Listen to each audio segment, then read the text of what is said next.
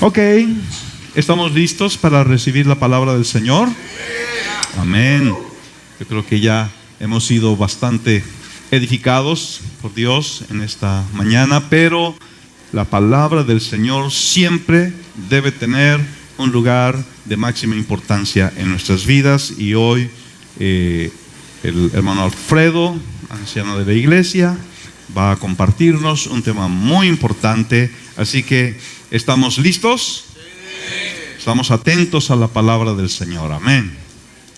Gracias. ¿Han traído lonche? No.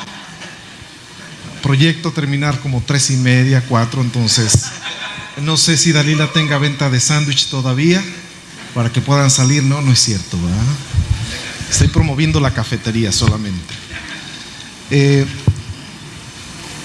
titulado esta prédica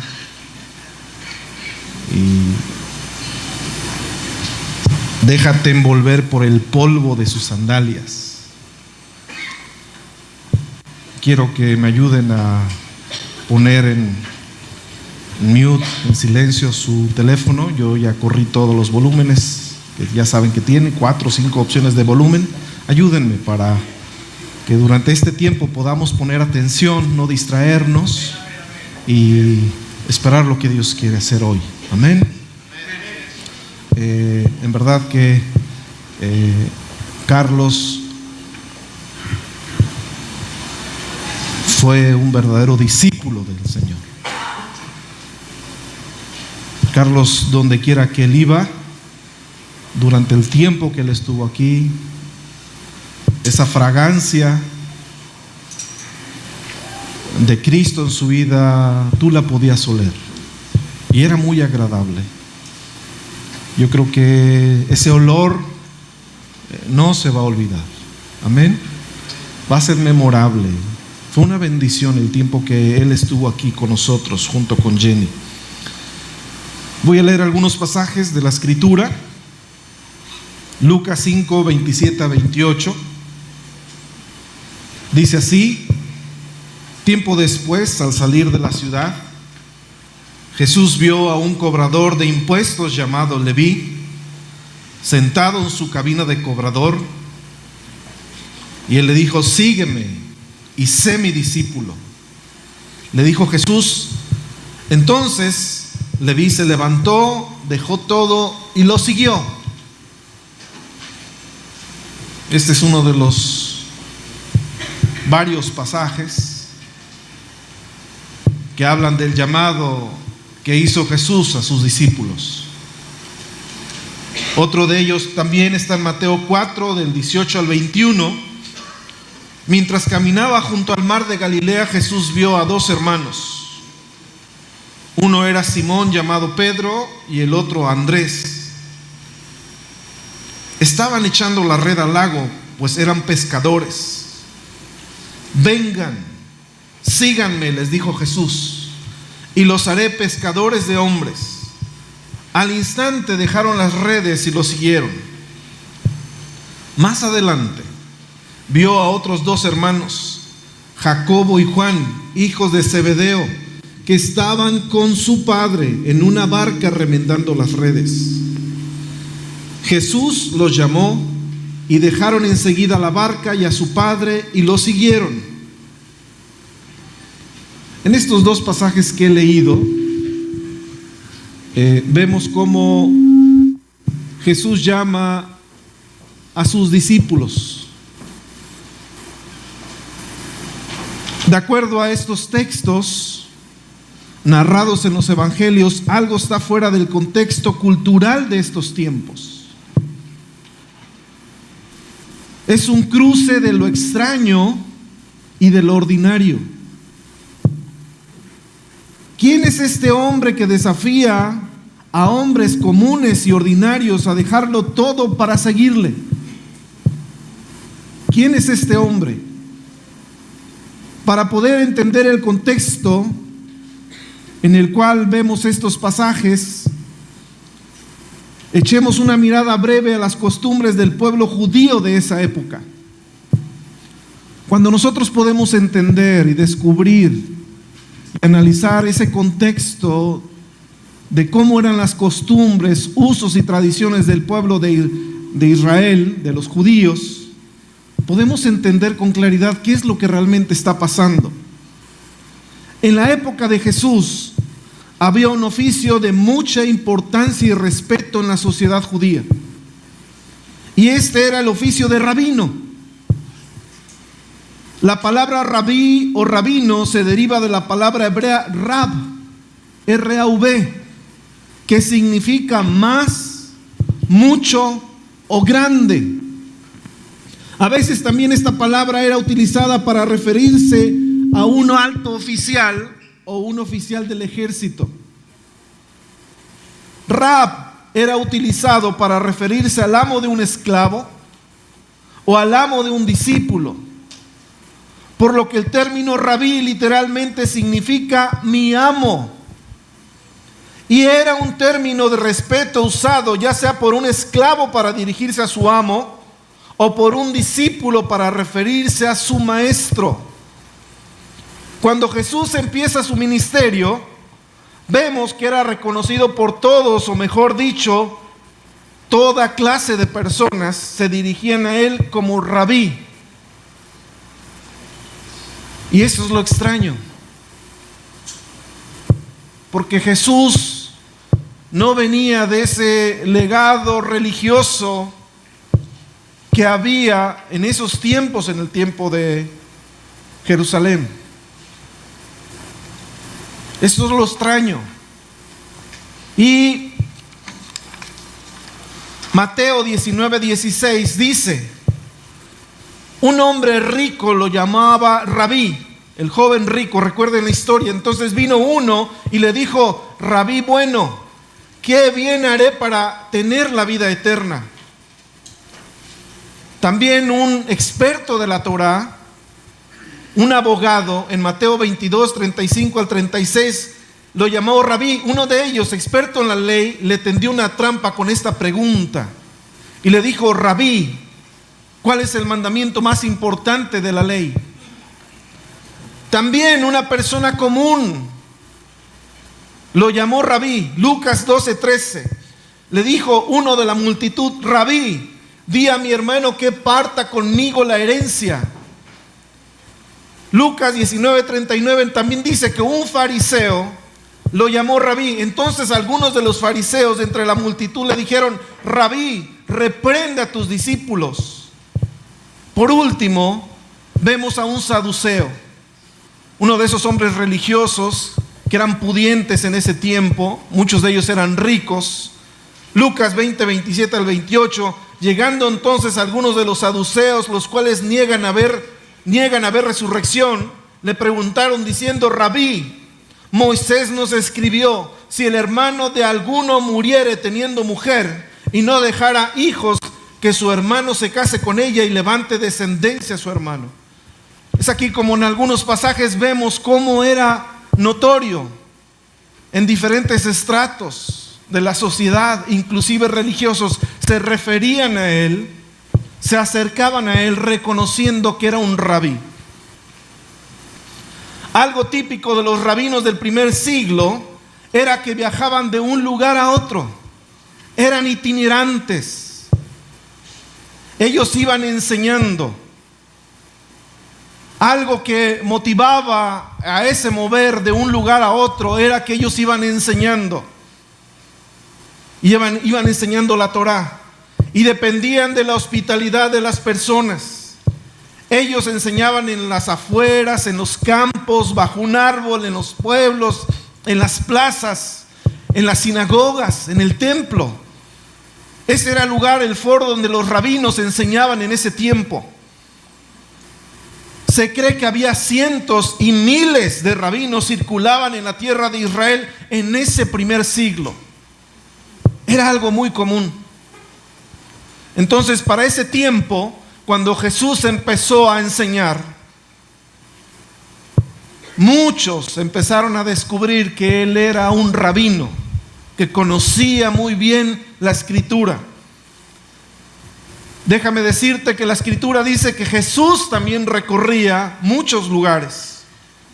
Dice Mateo 9:35: y recorría Jesús todas las ciudades y aldeas, enseñando en las sinagogas de ellos y predicando el evangelio del reino y sanando toda enfermedad y todo achaque en el pueblo. Y esto lo hacía él único. Todos los rabinos de ese tiempo solamente disertaban, enseñaban, discutían, hacían preguntas, debatían conflictos, etc. Pero este hombre, único, extraño, a diferencia de los cientos y miles que quizás circulaban en Israel en ese tiempo, había una característica muy diferente, que era el único que hacía milagros, que sanaba enfermos, que resucitaba muertos, que sanaba leprosos. Otra práctica de los rabinos, indudablemente, era hacer discípulos. Ellos estaban interesados en cambiar la vida de ellos, de enseñarles cómo ellos podían o decir: ven y toma el yugo de la Torá, que en términos rabínicos quería decir: acepta el reino del Eterno en la vida de uno, acepta la vida del Eterno en tu vida. Esto era llevar el yugo de los rabinos, el yugo de la Torá. Se dice que el maestro de Pablo, Gamaliel, tenía más de 1000 discípulos que estudiaban con él. Entonces aquí vemos dos aspectos importantes de ese tiempo. Los rabinos eran personas entregadas a la enseñanza. Eran personas que tenían muchos discípulos, varios discípulos, algunos de ellos. Pero como dice la historia, quizás Gamaliel tenía más de 1000 discípulos. Un rabino podía tener diferentes tipos de discípulos: los que estudiaban por un breve tiempo con ellos y por algunas circunstancias se retiraban o eran alejados por el propio rabino, y también los que estudiaban por largo tiempo.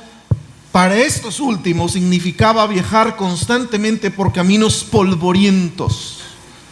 Por eso encontramos en el Talmud un comentario que dice: que tu casa sea un lugar de reunión para los sabios. Cúbrete con el polvo de sus pies y bebe de sus palabras sedientamente. Esta era una frase muy común atribuida a los rabinos, y los discípulos entendían perfectamente de qué se trataba. Cúbrete con el polvo de sus pies. En ese tiempo, recordemos que no había las calles pavimentadas aquí como en la ciudad, ¿verdad? Vas por todo Leones y todo está bien pavimentado, casi no hay baches.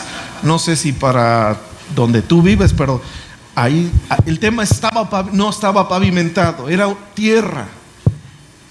Era tal cual camino con mucho polvo, piedras, tierra. Cada rabino que iba por cada lugar en ese caminar iba levantando polvo. A eso se refiere este comentario. Sus discípulos tenían que ir muy cerca de él, de tal manera que el polvo que él iba levantando al caminar, casi los discípulos iban así al lado de él, para que el polvo de su maestro, de su rabí, los cubriera.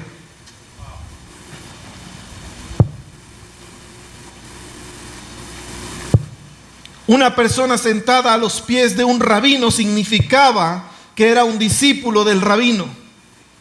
Por ello vemos que Jesús le dice a Marta que María había elegido lo mejor. ¿Qué era lo que había escogido ella? Estar a los pies. Pero esta frase significaba estar atento, estar escuchando y estar aprendiendo lo que su rabí decía. María había elegido ser una discípula de Jesús. Ella estaba a los pies, cercana a los pies del maestro. Aconteció que yendo de camino entró en una aldea y una mujer llamada Marta le recibió en su casa. Esta tenía una hermana que se llamaba María, la cual, sentándose a los pies de Jesús, oía su palabra. Pero Marta se preocupaba con muchos quehaceres y acercándose dijo: Señor, ¿no te da cuidado que mi hermana me deje servir sola? Dile pues que me ayude.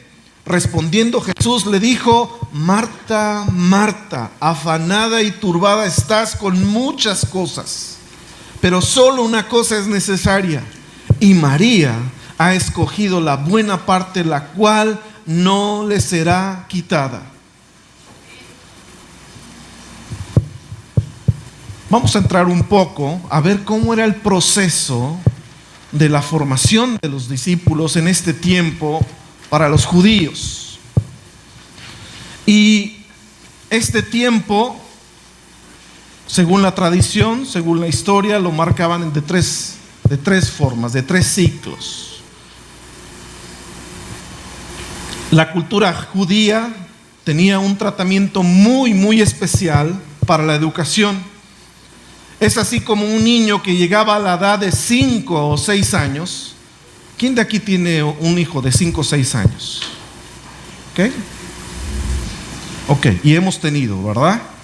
Quizás algunos o muchos hemos tenido un hijo de 5 o 6 años.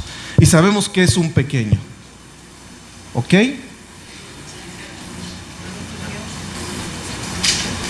A esta edad ingresaba a la sinagoga local para estudiar la Torá, el libro de la ley.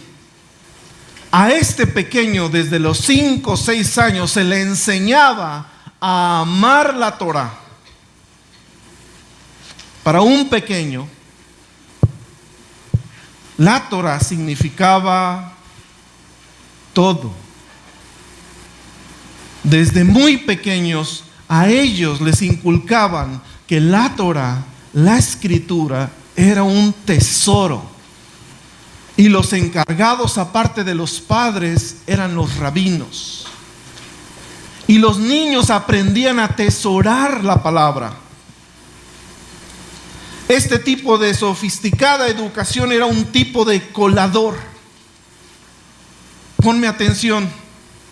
Este tipo de educación sofisticada para ese tiempo era un embudo, era un colador, ya que descubría a los niños más cualificados de los no cualificados. Dice la historia que por ahí del año 70, 65, debido a que había huérfanos o había padres ignorantes, empezaron a establecer sinagogas y con ellos los rabinos para poder suplir esas carencias, porque era indispensable que el pueblo judío tuviese la enseñanza obligatoria y necesaria para todos los niños de esa edad.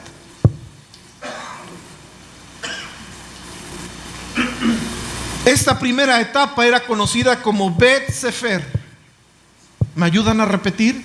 Bet Sefer. Este era el primer ciclo educativo que tenían los judíos. Esto era el estudio de la Torá. Decían los judíos: una generación que no estudia la Torá es una generación que se extinguirá. Así pensaban ellos y declaraban eso. Aquel que no estudia la Torá será una generación que se va a perder, que se va a extinguir. Y así todo varón que llegaba a esta edad iniciaba su ciclo de enseñanza. Los 5 libros del Pentateuco, ellos debían de recitarlo y cantarlo de memoria. ¿Alguien aquí podrá recitarme en este momento de memoria al menos Génesis?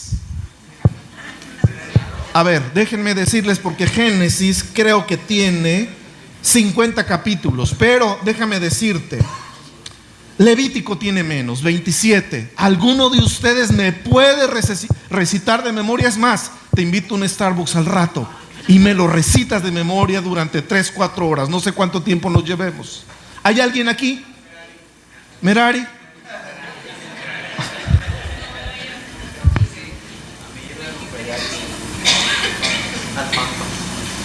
Cuenta la tradición que el primer día de clases, el rabí a cargo iniciaba con esta figura. Estando todos los niños reunidos, 15, 20, 25, él pasaba un tarro de miel. Él pasaba un tarro de miel y lo que hacía el rabí era meter el dedo y ponerle en uno de sus deditos una gota de miel. A cada niño lo hacía, en cada clase. Las veces que el niño iba a aprender la Torá, el rabino tenía que poner una gota de miel. Y imagínate, esperar los chiquillos, ¿no? 5 o 6 años, no sé cómo son tus hijos, si desesperados o bien pacientes, pero esperar a que el rabino pusiera en todos la gota, yo creo que no era fácil. Y este hombre recitaba el Salmo 119, 103. Cuán dulces son a mi paladar tus palabras, más que la miel a mi boca. Esta forma de enseñarles a través del ejemplo, a través de lo físico, era poder que el niño recibiera a través de lo físico lo que iba a recibir a través del estudio de la Torá. ¿Y sabes qué hacía él? Los invitaba a que chupasen la miel. Y el niño, inmediatamente el cerebro hacía su ejercicio para decir: lo que estás chupando y tomando es dulce. Entonces le decía: esto que has probado no se compara, para nada se compara con la delicia de la Torá. ¿Puedes imaginarte eso? Los niños salían, imagínense. Ustedes saben muy bien que los pequeños son esponjas. Si tú desde temprana edad enseñas al niño a amar la palabra, a amar, a pasar tiempos en oración, él lo va a recibir. Los niños amaban la palabra, abrazaban la palabra. No el Nintendo, no el iPad, no tu teléfono, no, era la palabra. Otra frase que decía también: que así sea cada día la palabra de Jehová, como miel en su boca, que su sabor y su delicia estén cada día en su boca, y que anhelen el saborearla en todo tiempo. Eso era lo que les enseñaban. Palabras más, palabras menos, esa era la intención de la demostración del dulce inicio de clases. El rabí entonces era una pieza clave en la formación de discípulos en ese tiempo. Era un promotor que inculcaba desde muy temprana edad amor y pasión por la Torá. Ayúdame. Ve, por favor, ve a tu Biblia. Ve a tu Biblia y con tu dedo. Yo sé que tal vez traes el celular y no traes tu Biblia física. Sabes que para ese tiempo una forma de aprendizaje valiosísima era la memorización. En este tiempo de educación, los niños a esa edad no leían el texto. Era la tradición oral. Los niños recibían del rabí, escuchaban al rabí y repetían lo que les enseñaba el rabí. En este tiempo que estamos hablando, la tradición, la enseñanza, el aprendizaje era oral. Déjame decirte que en aquel tiempo era importante la memorización. Con el paso del tiempo evolucionó todo y empezamos a tener, con el paso de los años, escritos, papel. De tal manera que podemos hoy día tener todavía Biblias impresas. Pero déjame decirte que estamos a paso de evolucionar nuevamente. Va a llegar un momento en que quizás ya no tengamos impreso este libro, porque la era digital ha evolucionado tanto que lo escrito, la tradición de poder leer la escritura de manera física ha evolucionado. Y ese es un gran riesgo. Pero vayan conmigo, por favor. Con sus dedos separen los 5 libros del Pentateuco. ¿Ok? Génesis, ayúdenme. Éxodo, Levítico. Ok, sepárenlo, por favor.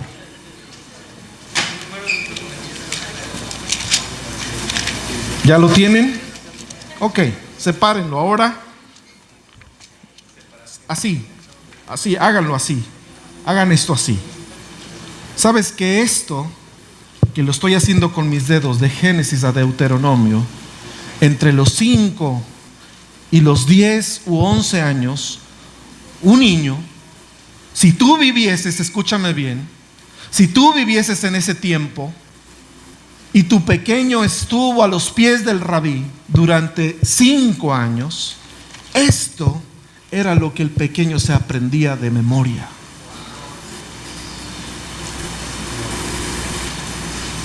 Era muy exigente, muy exigente. Era un colador. Ahí mucha labor la tenían los papás. Mucha labor la tenían los papás de poder ejercer influencia también en sus hijos. ¿Sabes? Una vez que los niños pasaban por esta primera etapa, los estudiantes más brillantes, y solamente estos, continuaban su estudio en el siguiente nivel conocido como Bet Talmud. Repiten conmigo, Bet Talmud. Sin embargo, si el niño no tenía esta habilidad de memorizar y de entender la Torá, ¿sabes cuál era su destino? Gracias por participar. Regresa a tu casa. Si tu padre es agricultor, aprende el oficio de agricultor. Si tu padre es alfarero, que tu papito te enseñe la alfarería. Si tu papá es artesano o tu mamá es artesana, ve con tu mamá a sus pies y aprende la artesanía. Y nunca más tenía la oportunidad de poder ser un discípulo y algún día ser un rabí. Así era. Simple y sencillamente así era. Sin embargo, si este niño no tenía la habilidad de memorizar y de entender la Torá, su destino estaba exactamente allí con su familia. Pero imagínense la presión que había para los niños. Imagínate que a los extremos del lado derecho, del lado izquierdo, los niños de los vecinos eran brillantes. Y podías ver cómo los pequeños que iban a sus clases de Torá salían, ¿sí?, contentos, rumbo a clases en donde iban a ir a aprender a deleitarse en la Torá. Entonces yo creo que se asomaban los niños, ¿verdad?, para ver si ya se habían ido. Y después ellos salían, yo creo, a aprender el oficio. Y para ellos era como de segunda clase. Ellos no pertenecían a esa clase de niños. En esta etapa aprendían el resto de las escrituras. Ya habían aprendido hasta aquí, hasta Deuteronomio. Ahora seguía para la segunda etapa Salmos, Proverbios, Eclesiastés, los profetas menores y los profetas mayores, etcétera. Y era otra vez otro proceso. Los que salían brillantes en su resultado, evaluados por el rabí, eran los que seguían en la siguiente etapa. Y los que no en esa etapa, de acuerdo a la evaluación, les decían gracias por participar. y se iban. ¿Te puedes imaginar en su interior, en su alma, ese sentido de frustración de estar desde los 5 años aprendiendo de memoria y llegar a los 14, 15 años y que el rabí te dijera: lo siento, en verdad tienes un buen corazón, en verdad he visto que eres tan obediente, pero sabes que no eres capaz, no has sido capaz de aprender de memoria la Torah?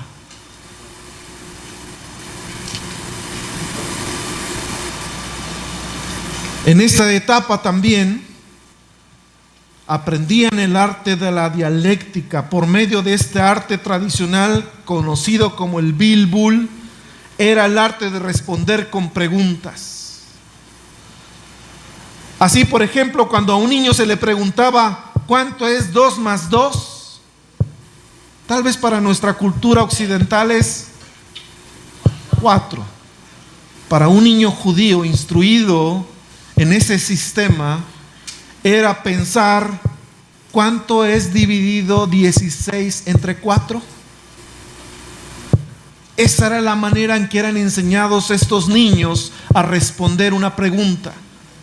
Hacían que su cerebro trabajara de tal manera que respondieran de otra forma con el mismo resultado. Los estudiantes de Beth Talmud continuaban siendo adiestrados hasta la edad de 15 años aproximadamente. Ahora el nivel de aprendizaje había adquirido nuevos desafíos y cada vez eran menos los elegidos para continuar en el camino al llegar a ser un maestro de la Torá o rabí.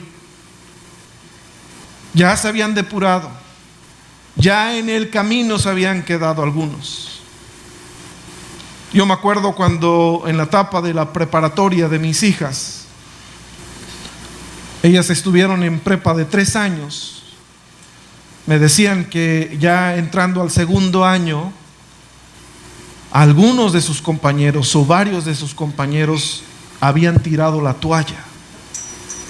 Y eran por varias razones. Unos por crisis familiares, otros por crisis económicas, y otros simplemente era porque ya no querían continuar. Sentían que no daban la talla.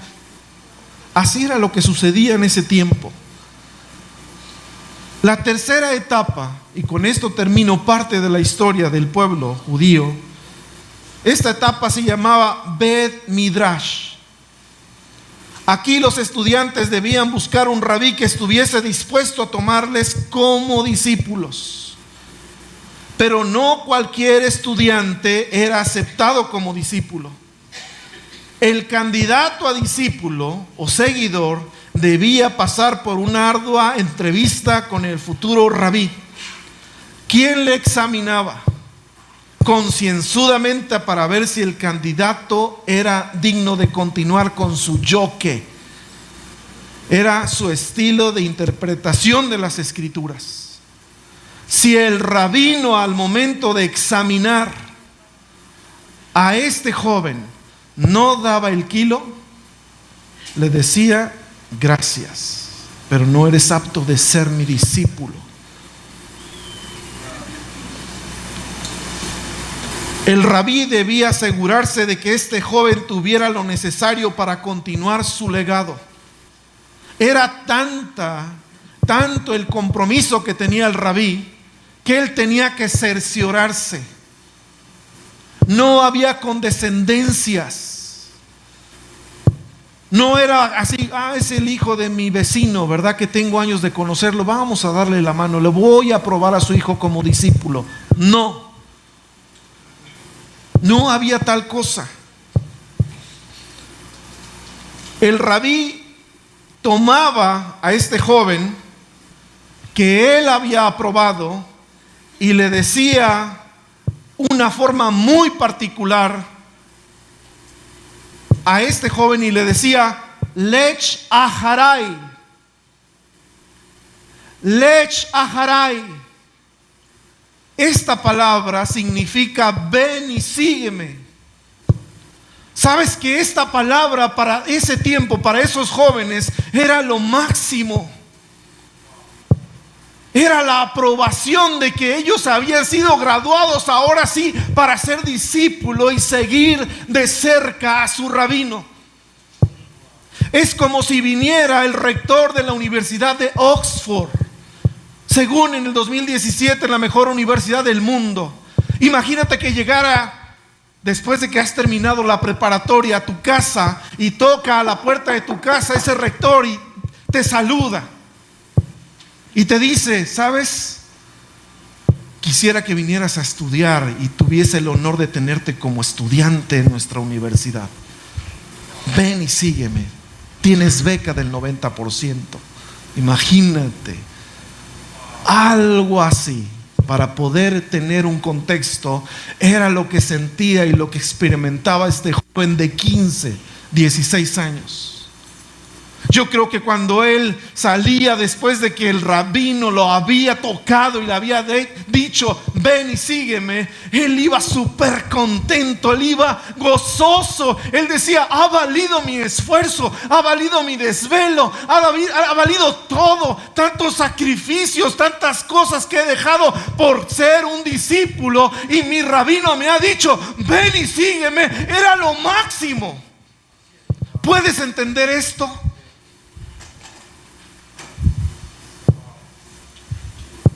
Por eso en el contexto, cuando nosotros leemos a través de los ojos occidentales y vemos a Jesús decirle a Simón, le dice: ven y sígueme.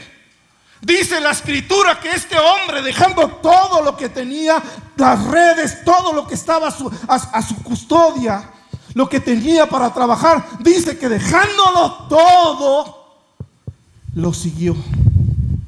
Porque Simón identificaba a Jesús como su rabí. Pero déjame decirte, te he llevado por esto para que puedas entender.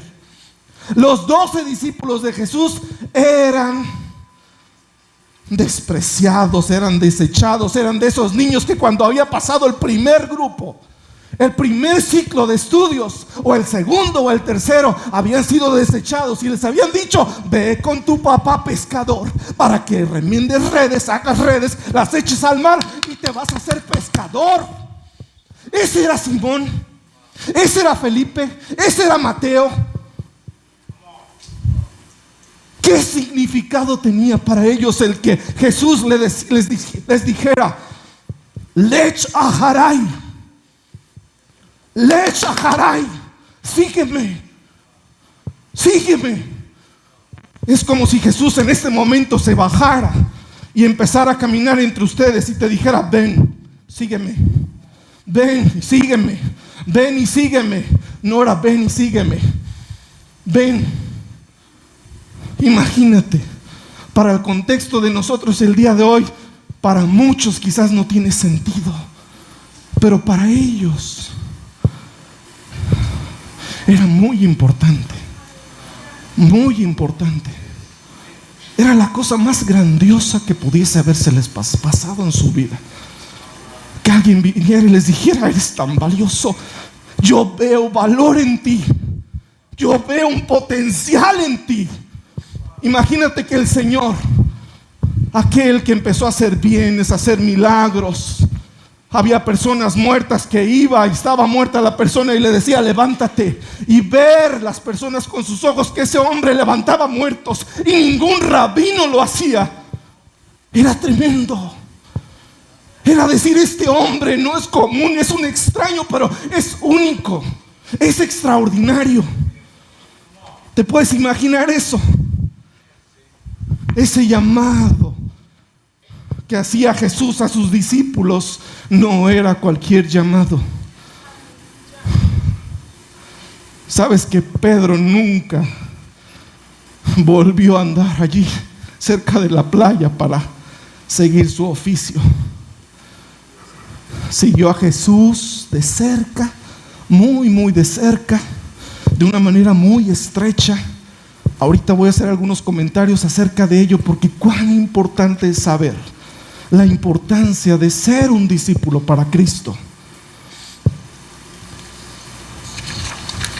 Quizás vamos en este momento teniendo un poco de más luz para entender no solamente el llamado de Simón, No solamente el llamado de Leví. Cuando yo empecé a escuchar algunas notas y alguna predicación por ahí que me cimbró y me movió el tapete, y de ahí se originó esta predicación, yo no dejaba de llorar. Yo no dejaba de llorar y decirle al Señor: soy tu verdadero discípulo. ¿Soy verdaderamente tu seguidor? ¿O solamente soy una caricatura de ser tu discípulo? Y eso es algo personal. Pero yo quiero en esta hora, yo no quiero que te vayas más, yo no quiero que te vayas otro domingo más con información. Es buena la información, es importante la información, pero algo que Dios quiere hacer en mi vida y en tu vida es transformación. Dios quiere que de aquí salgas transformado. Imagínate que hoy has venido a la escuela de la Torah y te he dicho: agarra el pomo, agarra el frasco de la miel. Ven Daniel, toma la miel y tómala y cómela y disfrútala. Sabes que los niños, lo había dicho, después de que salían iban contentos, no porque habían comido sabritas o cualquier otra cosa, no, habían sido deleitados en la palabra de Dios.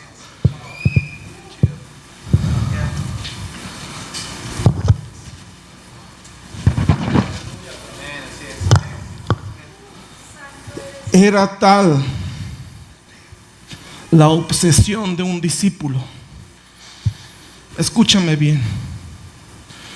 Era tal la obsesión de un discípulo de querer parecerse tanto a su maestro, a su rabí, que hacían todo para ser igual a ellos. Se despojaban a sí mismos, dejaban sus actitudes, es más, dejaban muchas cosas de en esencia de ellos para parecerse a su rabino. Este era parte del precio que ellos tenían que pagar: morir a sí mismos y empezar a ser como su maestro. Ahora ellos tenían que pasar a una nueva etapa. Le pedí a 3 jóvenes que pasen, por favor. Iban a hacer lo mismo. Vengan conmigo.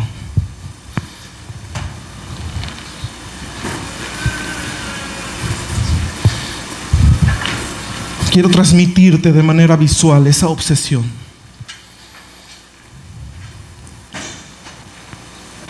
Era tal la obsesión de ellos que a partir del momento en que el rabí le había puesto su mano a cada uno de ellos y desde ahora les decía: ven y sígueme, y desde ahora van a ser mis discípulos, ellos ya no tenían ojos sino solamente para ver lo que el rabino hacía. Y ellos tenían que tener sus ojos, no podían parpadear. Ellos tenían que hacer literalmente lo que hacía el rabino. Si el rabino se metía la nariz, dedo a la nariz, ellos veían al rabino y lo hacían. Si el rabino tenía una forma muy particular de amarrarse las agujetas, ellos tenían que observar muy bien cómo su rabino Alfredo amarraba sus agujetas, porque era algo sagrado, era algo así. Había rabinos bien piqui, le dicen los chavos, ¿verdad? Bien piqui, o sea, súper escrupulosos.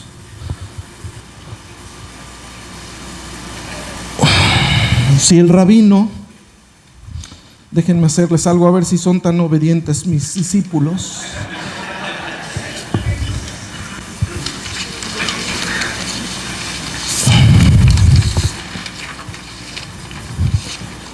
Ellos no fueron obedientes. Pero si el rabino, pongan atención,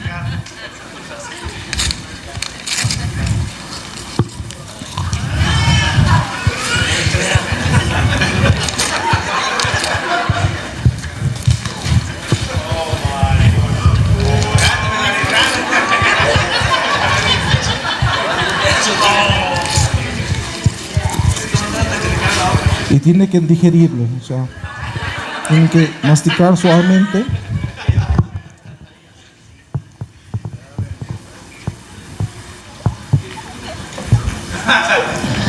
No tiene sabor.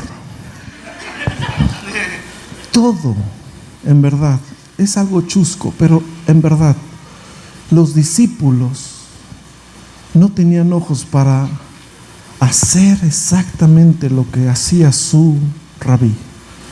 Si el rabí se levantaba a las 4 de la mañana a hacer sus rezos, ellos tenían que estar bien prestos.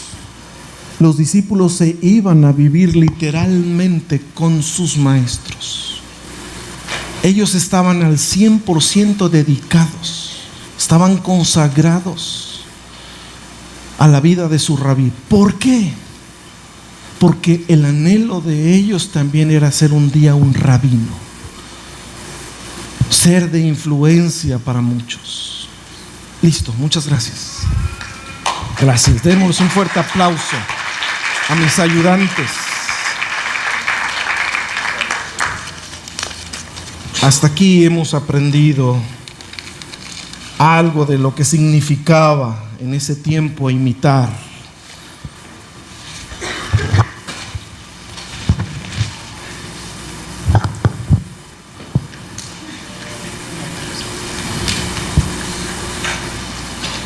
Al leer la escritura, a través de este libro, nosotros tenemos la bendición de descubrir el caminar, el andar de nuestro rabí, de nuestro maestro. Jesús quiere en esta mañana, tarde ya, decirte: ven y sígueme.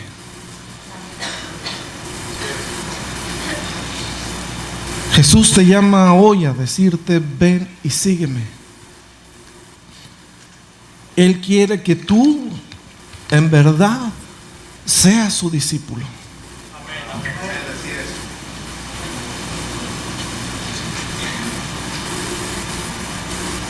Estos hombres, cuando Jesús les dijo: ven y sígueme, no habían escuchado la voz de un ángel. No estaban escuchando la voz de la divinidad en persona. Estaban escuchando a alguien que en verdad tenía autoridad, honor y respeto, como un rabí. ¿Qué dice la escritura? No me elegisteis vosotros a mí, sino yo los elegí a vosotros.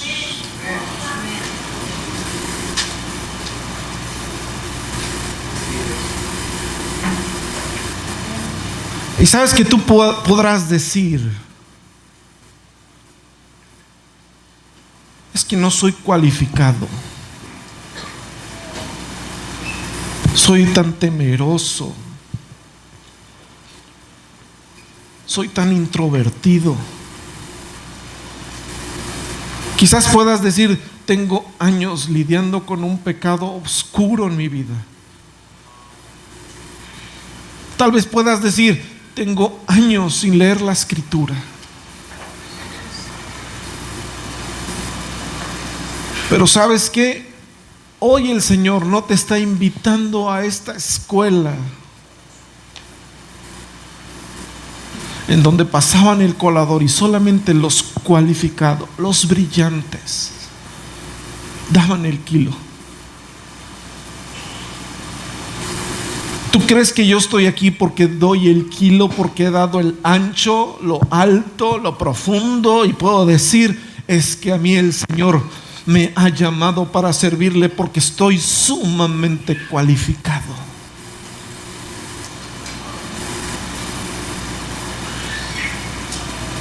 Dios te está llamando. Dios quiere ayudarte. Dios quiere que sigas las pisadas de tu rabí Jesús. Vamos por último, con esto voy a terminar. Han pasado unos meses desde que Jesús le dijo a Simón: ven y sígueme. Y ha pasado un tiempo. Recuerden que estos discípulos, después de que dejaron todo, a partir de allí no se despegaron de Jesús. Eran como chinches, como piojos, ahí pegaditos a Él. No se separaban. Dice Mateo 14:22. Enseguida Jesús hizo que los discípulos subieran a la barca y se le adelantaran al otro lado mientras Él despedía a la multitud. Después de despedir a la gente, subió a la montaña para orar a solas. Al anochecer estaba allí Él solo, y la barca ya estaba bastante lejos de la tierra, zarandeada por las olas porque el viento le era contrario. En la madrugada Jesús se acercó a ellos caminando sobre la tierra.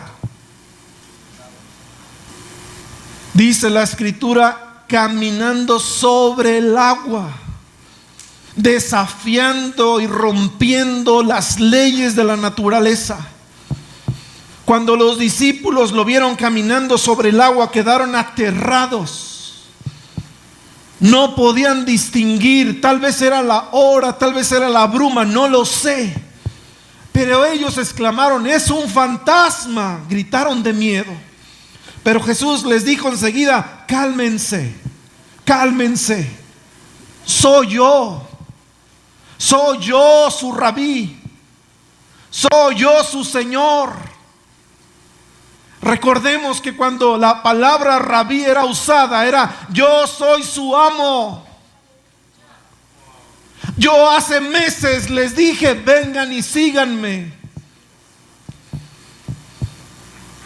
Señor, si eres tú, respondió Pedro, uno de los 12, mándame que vaya a ti sobre el agua.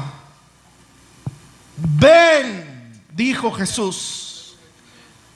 Pedro bajó de la barca y empezó a ser alguien que empezó a imitar a su maestro, a su rabí. Pero dice la Escritura que en un momento, en un instante, dice que este hombre que había caminado también sobre el agua, igual que su rabí, empezó a hundirse.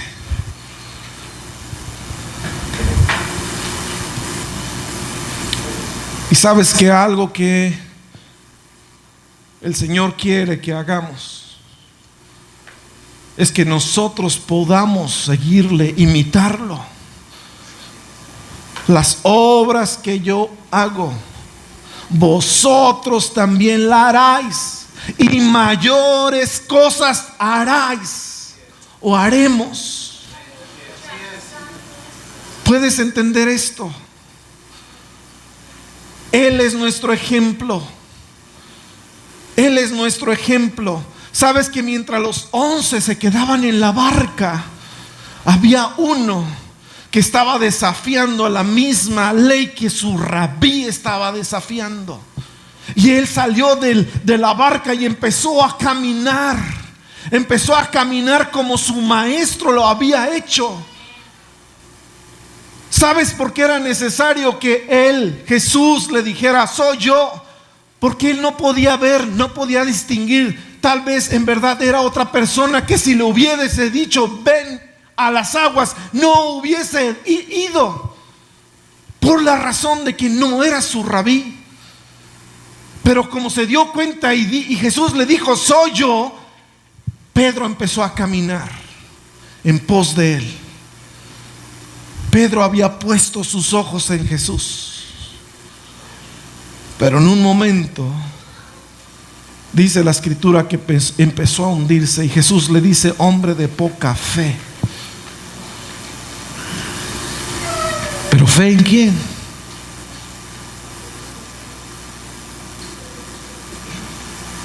¿Cuántas veces el Señor no te ha dicho: ve con tal persona y quiero que ores por él? Ve con tal persona para que le compartas del reino de los cielos. Ve y haz esto. ¿Y qué es lo que pasa? Empiezas a verte a ti mismo y empiezas a hundirte en tu debilidad y empiezas a desconfiar del llamado que Jesús ha puesto en ti. Y empiezas a decir: no puedo, tengo miedo, no tengo las palabras, ¿qué le voy a decir? Se van a burlar de mí, no tengo tiempo, estoy cansado. Y empiezas a sacar un sinfín de excusas que lo único que hacen es hundirte. Es hundirte. El Señor quiere que salgamos de la barca. El Señor quiere que tú, todos salgamos de la barca. Dios ya no quiere que seamos espectadores. Dios ya no quiere que nosotros nada más veamos como un modelo de piedad, como un modelo de, qué sé yo, a tal persona y a aquella persona, y gloria a Dios por ello.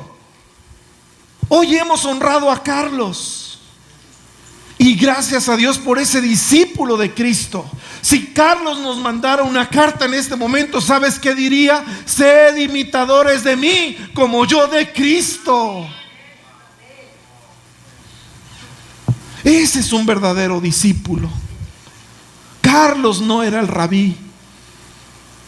El rabí es el Señor Jesús. Nosotros solamente somos participantes de esa imitación. Somos Cristos. Recordemos que cuando los creyentes fueron llamados cristianos, fueron llamados porque identificaban a Cristos caminando. Eran pequeños Cristos, eran réplicas. Eran personas que estaban imitando a Jesús. Jesús no decía maldiciones, ellos no decían maldiciones. Si a ellos los ofendían, ve, ahí van los cristianos, bola de santurrones. ¿Y tú crees que ellos respondían: órale, ¿qué traes? ¿Qué traes? No, porque ellos imitaban a su Señor, que era manso y humilde. Cuán importante es saber que el Señor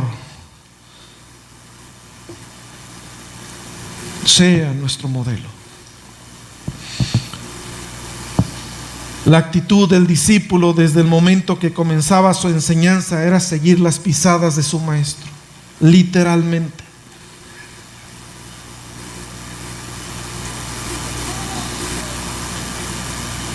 Cuando había una forma en que los padres, cuando se iban a despojar de su hijo, quizás por muchos años, los papás hacían esta oración. Ven, Daniel, ponte aquí. Los papás venían, sí. Los papás, después de que iban con su hijo, porque sabían que a partir de ese momento iban a ser parte de la vida de un rabino, ellos ponían su mano sobre ellos y declaraban esta oración: que el polvo de tu rabino te cubra completamente la piel. Y después de eso lo despedían y él partía en pos de su rabino. Una vez más podemos ver la actitud casi irracional de Pedro al ver que Jesús, caminando sobre las aguas, le dice que sí es importante, que sí es realmente Jesús. Y vemos cómo Jesús le dice: ven, tú también puedes caminar sobre el agua. Y el Señor te dice: ven, y tú también puedes orar por los enfermos y sanarán. Ven, y tú también puedes ir a orar por un muerto y resucitará. Ven, y tú puedes orar por un endemoniado y los demonios dejarán libre a la persona. Ven, y tú sí puedes pasar tiempo orando e intercediendo por otros. Ven, y tú también puedes leer 35 veces el libro de Daniel.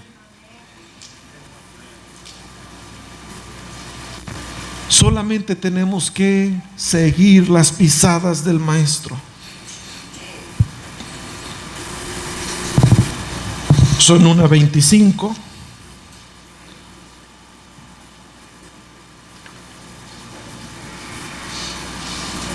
Por último, leo un pasaje.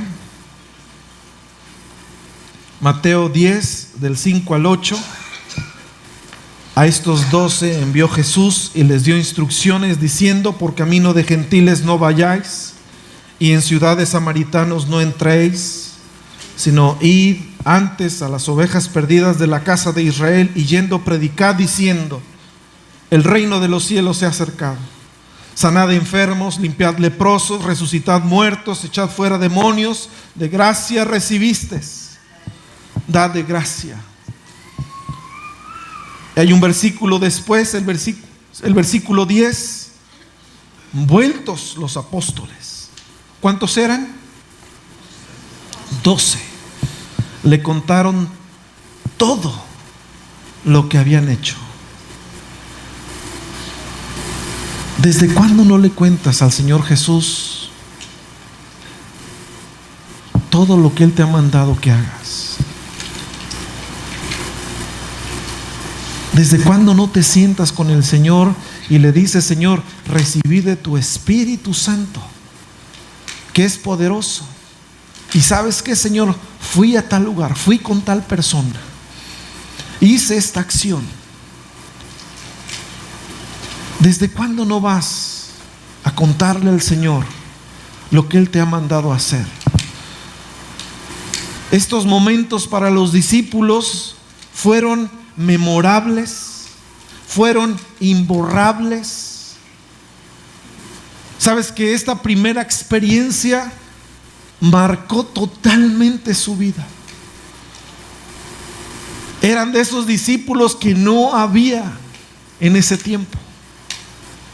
Así como el rabí Jesús era único, ahora el rabí es extraño, diferente, que hace tantas cosas.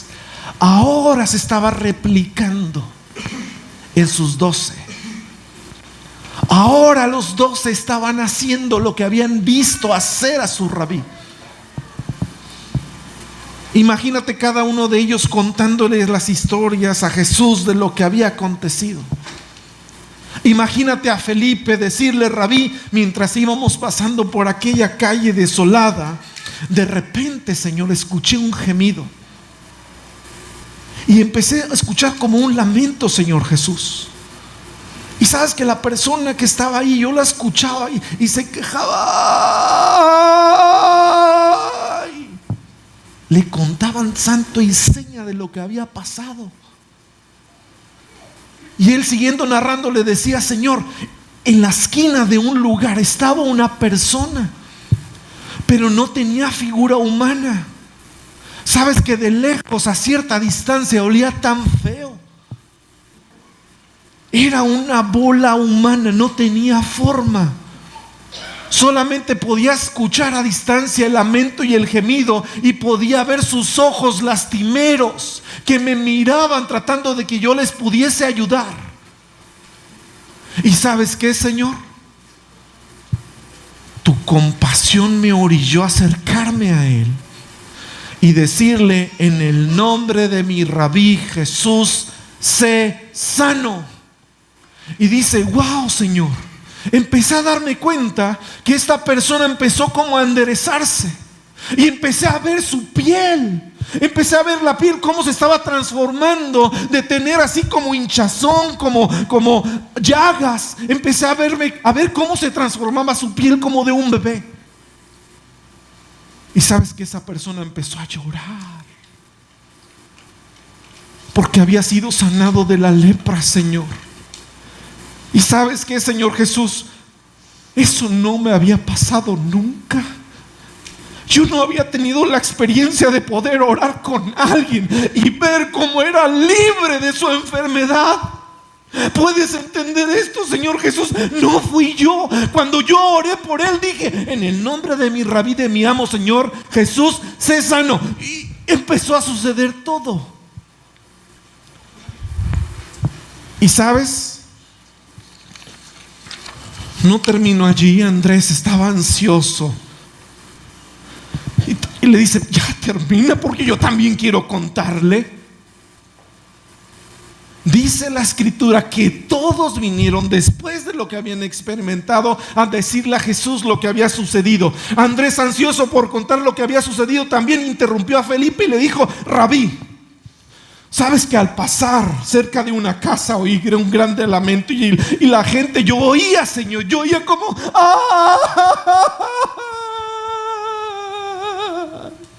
algo así, ¿sí? Había gente llorando. Pero ¿sabes qué, Señor? Afuera de la casa había muchas personas y todas parece que las habían contratado para que lloraran. Había mucha gente llorando y yo no sé si eran cercanos a ellos y realmente yo no sabía qué estaba sucediendo. Pero ¿sabes qué? Me acerqué para ver y preguntarle: oye, ¿qué pasa allá adentro? Y me dice: ¿es que no has sabido la noticia? Ha muerto la esposa de este gran hombre piadoso. Este hombre ayuda tanto a su pueblo, es tan bueno. Cuando va un forastero, alguien que pasa por aquí cerca, y él se da cuenta, él es tan bueno, él tan amable, que le invita de comer o le invita una jarra de agua fresca. Y sabes que nos duele ver tanto su duelo, porque su amada esposa ha muerto. ¿Y cuántos días lleva de muerta? Y le dice este hombre: lleva 2 días. Entonces él dice: con permiso, quiero pasar. Pasa y se da cuenta que este hombre está en un dolor, está en ese duelo, llorando por su amada esposa. Y está llorando y no puede contener el dolor de ver que su amada ha partido sin esperanza. Y sus hijos están ahí también llorando. El cuadro es muy triste, Señor. Pero sabes que yo entré con la firme idea de poder entrar y ver. Y sabes que esa mujer estaba en un lecho, estaba cubierta con una sábana, inerte. Tenía 2 días de muerte. Y le dije a su esposo: ¿me das la oportunidad de pasar? Porque quiero decirle algo a ella. Le dice el hombre: adelante. Se acerca a él y le dice: mujer, levántate. Levántate en el nombre de mi rabí, de mi amo Jesús. Y de repente la sábana por dentro empieza a moverse. Se empieza a mover una mano y empieza a moverse y se reincorpora la mujer, Señor. Y sabes que esa mujer resucitó después de estar 2 días muerta. Y empiezan todos a emocionarse. Sabes que cada uno de ellos quería contar esa experiencia. Sabes que Dios está anhelando que tú cuentes tus experiencias. Dios quiere que tengas experiencias de vida. Dios quiere que tengas esas experiencias en donde vas al sediente, al necesitado, al leproso. Hoy día hay tanta gente.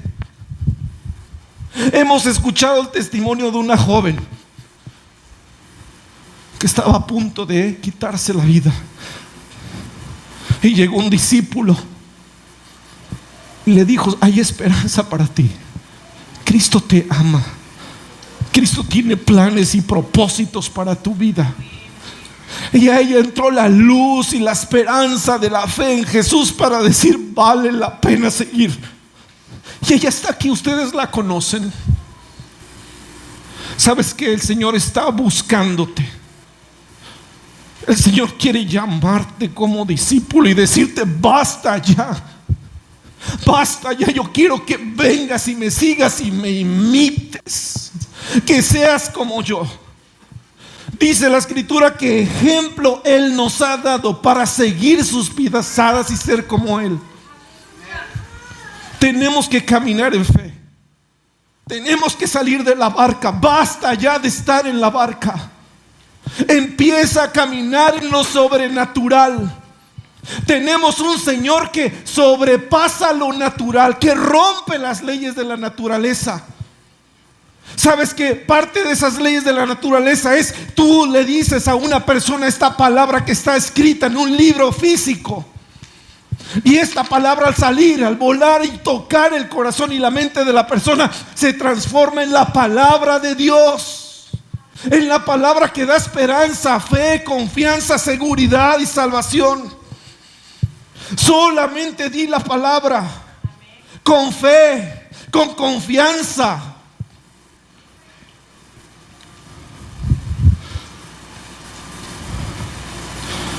Dios te ve como su discípulo. Y no has ganado los títulos.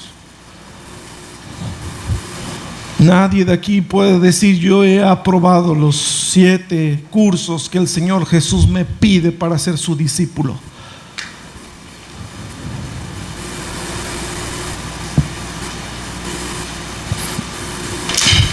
¿Puedes pasar, por favor, Donny?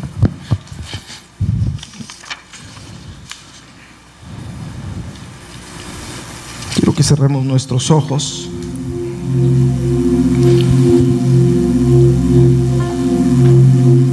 No importa la edad.